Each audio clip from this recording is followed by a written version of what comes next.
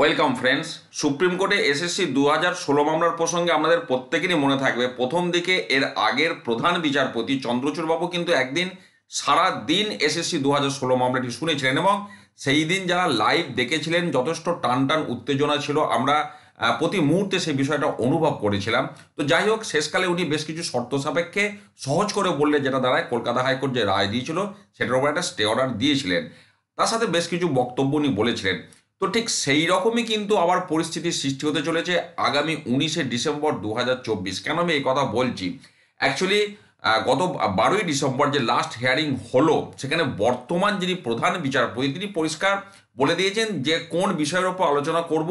আমি সেই টপিকে আর যাচ্ছি না, কিন্তু 12 তারিখের যে হিয়ারিংটা, ওই দিন কিন্তু সিরিয়ালের প্রথম 10টি মামলার মধ্যে ওই মামলাটিকে এনলিস্টেড করার কথা বলা হয়েছিল। সেই দিন কিন্তু বলা হলো 19 তারিখে একদম মামলাটি 10:30টায় প্রথম থেকে উনি শুনবেন প্রধান বিচারপতির যে বেঞ্চ। এবং দেখুন, আমরা অলরেডি ওয়েবসাইটে সেটার রিফ্লেকশন দেখতে পাচ্ছি। 19শে ডিসেম্বর 2024 সিরিয়াল নম্বর 1-এ কিন্তু মামলাটি এনলিস্টেড হয়ে গেছে, আমরা পরিষ্কার দেখতে পাচ্ছি। এখানেও বলা আছে অ্যাজ ফার্স্ট আইটেম, অর্থাৎ আমরা একটা বিষয় পরিষ্কার আবার সেই আগের ঘটনার পুনরাবৃত্তি দেখতে পাচ্ছি।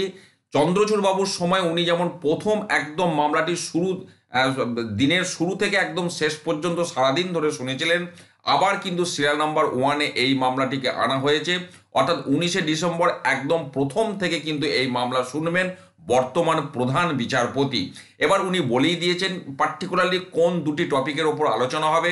সেই আলোচনার টু দি পয়েন্ট এবার কোন দিকে যাবে সেটা সময় কথা বলবে, সেটা এখনই বলা সম্ভব না। কিন্তু একটা সদিচ্ছা আমরা দেখতে পাচ্ছি এই মামলাটাকে অন্তত পরিণতির দিকে নিয়ে যাবার প্রসঙ্গে। ভালো থাকুন, সুস্থ থাকুন, ধন্যবাদ।